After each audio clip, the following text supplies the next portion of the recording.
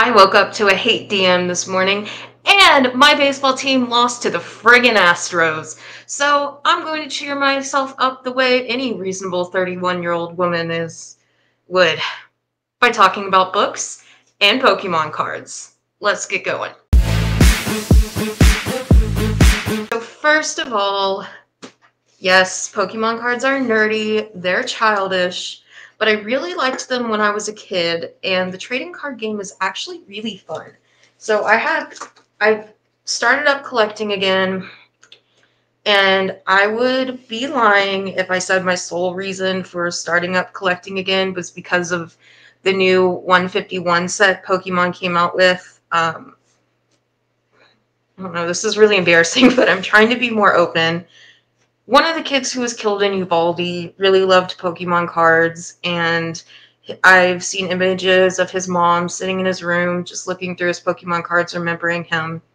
So the fact that Pokemon 151, here's my 151 binder, and here is my Evolutions binder, came out with a really nostalgic set a year after Uvalde, which really, really affected me because I'm a teacher in the state of Texas in a mostly Hispanic community, and I actually have personal ties to Uvalde, and I am so powerless to stop these school shootings. It's kind of my way of coping. I don't know. It's weird.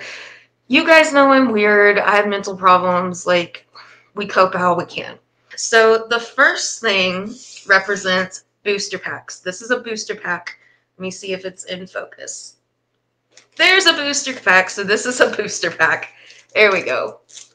So for this, I'm pretty sure most people know what a booster pack is. So my sort of booktube equivalent is one of your favorite books that's so popular, everyone knows about it, even those who don't read. Because I'm pretty sure everyone knows about booster packs. Well, for me, that's Harry Potter. Yeah, sorry, I'm not, well, I was going to say I'm not that original, but come on, I am. I'm crazy. But so Harry Potter, and my favorite Harry Potter book is actually The Half-Blood Prince. I think we get a lot of good Voldemort's backstory, a lot of good Snape backstory. It has a really good twist, multiple twists, actually.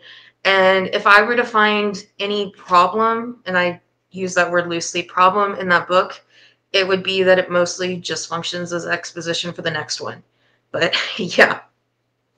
So next is a booster bundle.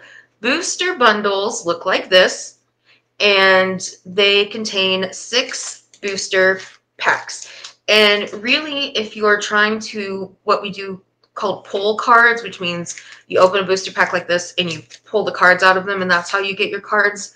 That's probably the most economical way to do it because they're normally between like $20 to $30, and you get 6 booster packs, which are like, I don't know, $4 or $5 just within themselves. So 6 for 20 bucks is pretty good, and there's a good chance you're going to get a good pull. So since they're like a medium size, I'm going to do your favorite trilogy. My favorite trilogy is His Dark Materials by Philip Pullman. And I'm still going to consider that a trilogy. It's got, because even though there are more books in it now, there are novellas, and there's like the sequel, The Secret Commonwealth and the Book of Dust. Those aren't part of the main trilogy. Like, I mean, they're the same universe, but His Dark Materials is its own trilogy, and the Book of Dust is its own trilogy. So His Dark Materials is my favorite trilogy. I've spoken a whole lot about it. Don't need to say much more. So next is a booster box. And a booster box is a big box that looks like that. And you, they cost like 120 bucks, and they come with a ton of booster packs. So for this, booster box is the longest series you've ever read. And for me, I have 2. I'm going to keep everything close to my shirt so you can see it. I have 2. If we talk about just word count, it's probably Outlander, because I've read over 100. Whoa, hold on. I've read over 1 million words of Outlander, well over 1 million words, because, yeah. Oh, shoot. Yeah, oh my God, guys, I'm having to do math. It's so embarrassing. Yes, well over 1 million words of the Outlanders novels, but I haven't read the whole series. I've only read 6 books. And in those 6 books contain more than 1 million words between them. They're each more than 500,000 words. So I've only read the first 6. They are all very long books, but if we're talking about length, as in like book-wise, the complete series with the most books I've read are the Fables comics. All right, so a League Battle Deck. So a League Battle Deck is the deck that you take with you. It's like a poker card deck that you take with you to the tournament or to the match, and that's where you draw the cards from. There are a lot of really good starter decks like that for beginners that makes the deck for you, and you can kind of learn the game that way. So I'm going to say this one is a book you think is great for a beginner getting into a certain genre. And for me, that book is The Nightingale, is great for people wanting to get into adult historical fiction. Even though I actually hate everything about The Nightingale, I hate the characters, I hate the plot, I hate the setting, it's really, really great for beginners. And Kristen Hanna is she's the queen of women's historical fiction. So yeah. All right, so Japanese cards. So for this one, it's going to be a book that is either inspired by Japanese lore, takes place in Japan, was written by a Japanese author, or is translated from the Japanese. And from this, I'm going to choose the short story, The Seventh Man by Murakami.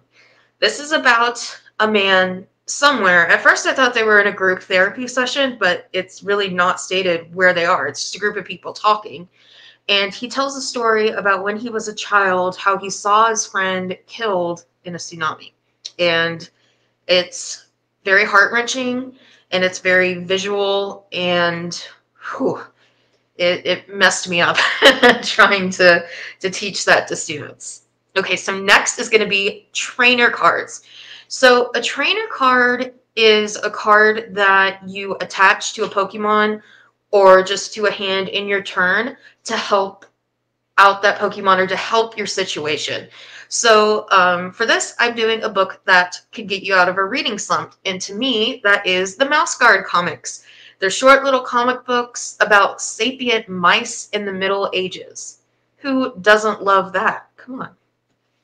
All right, energy cards. That is a book you can read in one sitting, and I'm going to use a book I talked about in my last reading vlog, and it's the first book I ever read in one sitting, and it's the first book that ever made me cry, which is Time for Andrew, and it's a time slip novel about a boy who trades places with one of his great cousins from 1994 to 1910, so that it's hard to explain, but it's a time slip novel, and it's very good.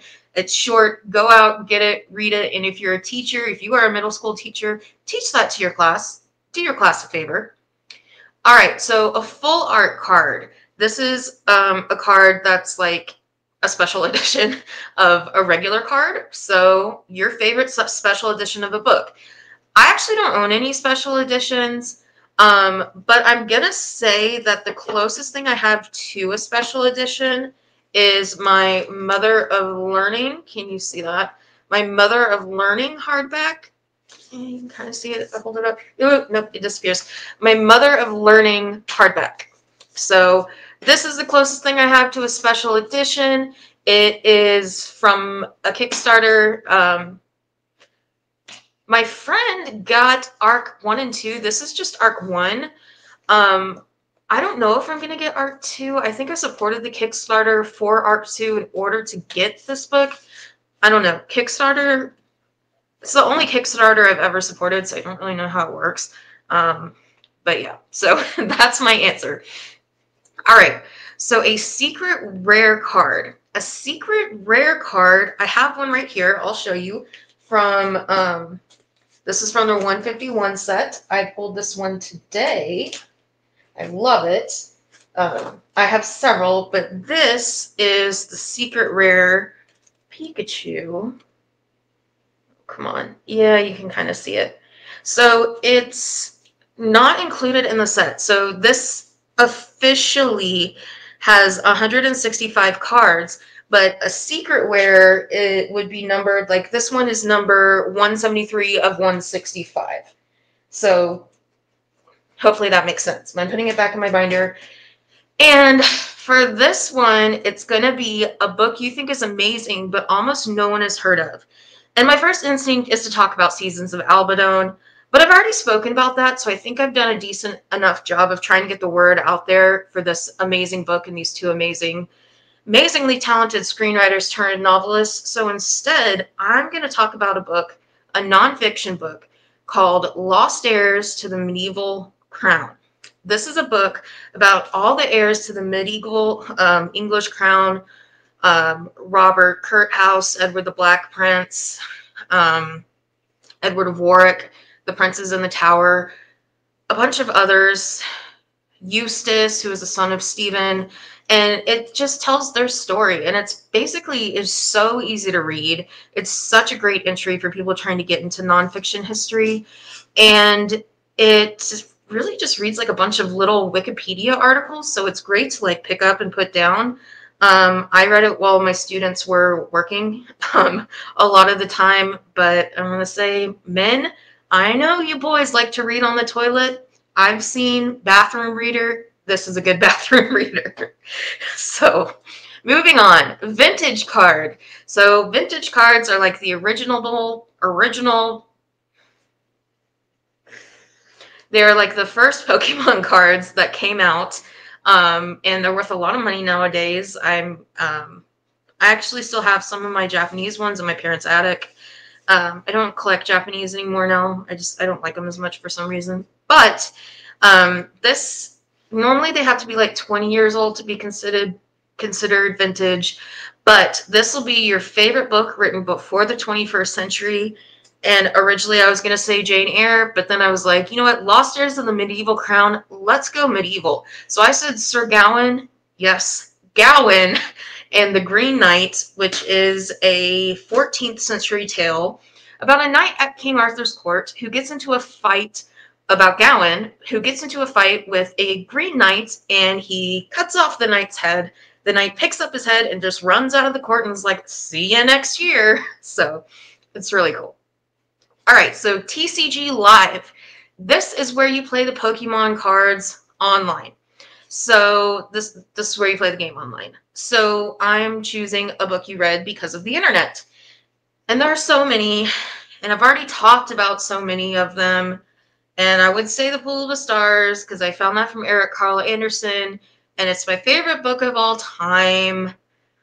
But I think I'm going to say The Spite House because I found it on the internet, not BookTube. I was searching for horror stories that take place in Texas. Or, no, I'm not going to do that. I'm going to say Hellmouth because I found that on Discord. So yeah, Hellmouth. All right. Magic the Gathering. This is a book that everyone thinks is the GOAT, but you know a better alternative. And I'm going to say When Christ and His Saints Slept is a better alternative to The Pillars of the Earth. It's about the real people that were taking place or that were happening. It's basically Game of Thrones. If you like Game of Thrones, you'll like When Christ and His Saints Slept. I know Game of Thrones is based on the War of the Roses, but before the War of the Roses, there was the Anarchy, and it was just as nasty and probably a little bit worse. Because it started off with the sinking of a ship that killed a lot of members of the royal family and changed English history and basically the history of the world forever. So, and Matilda of Normandy is the biggest badass woman ever. Like, Margaret of Anjou has nothing on her. Elizabeth Woodville, please. Margaret Beaufort, no, she-wolf wannabe. So while Pillars of the Earth is a good book, I think When Christ and His Saints Slept, since it doesn't really focus on little people like Pillars of the Earth does, it focuses more on the events and the character as opposed to just the setting as a whole, that I think it's just more entertaining. It moves faster, even though it is almost as long. And while I do have some reservations about fictionalizing real people, it's a wild ride, and I'm rereading it, and I couldn't love it even more. So I put out on my community tab, hey, do any of my booktube friends play the Pokemon TCG? And the only person who responded is Chaz. So I'm gonna tag Chaz. And guys, if you have left Pokemon, the Pokemon TCG, or if you like other TCG games like Yu-Gi-Oh! Or Magic the Gathering, give Pokemon a chance. If you like chess or poker, give the Pokemon TCG a chance. And Pokemon cards also make really good bookmarks. I've used Pokemon cards as bookmarks before. So guys, thank you so much for watching. Let's open this booster pack. I'm going to open it down here. So, yeah. The Rangers lost to the Astros in heartbreaking fashion. Did I get anything good? No. Okay. Pack didn't really get anything good in here. But here's an energy card. And let's see if we got a trainer card in here. No trainer card, but trainer cards kind of look like this. All right. That's it. See you guys.